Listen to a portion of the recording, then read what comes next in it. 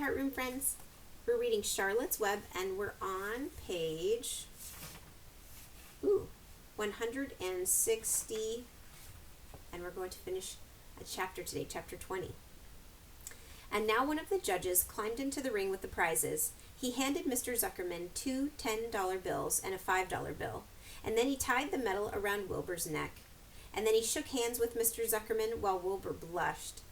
Avery put out his hand, and the judge shook hands with him too. The crowd cheered, and a photographer took Wilbur's picture. A great feeling of happiness swept over the Zuckermans and the Arables. This was the greatest moment in Mr. Zuckerman's life. It is deeply satisfying to win a prize in front of a lot of people.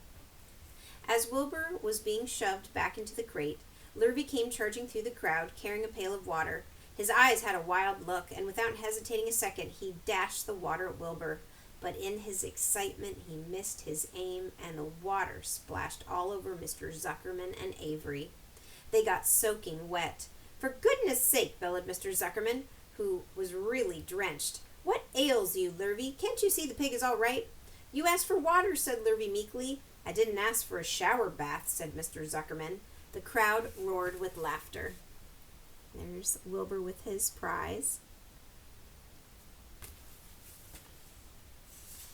Finally, Mr. Zuckerman had to laugh too, and of course Avery was tickled to find himself so wet, and he immediately started to act like a clown. He pretended he was taking a shower bath. He made faces and danced around and rubbed imaginary soap under his armpits, and then he dried himself with an imaginary towel. "Avery, stop it," cried his mother. "Stop showing off." But the crowd loved it. Avery heard nothing but the applause. He liked being a clown in a ring, with everybody watching, in front of a grandstand. And when he discovered there was still a little water left in the bottom of the pail, he raised the pail high in the air and dumped the water on himself and made faces. The children in the grandstand screamed with appreciation. At last, things calmed down.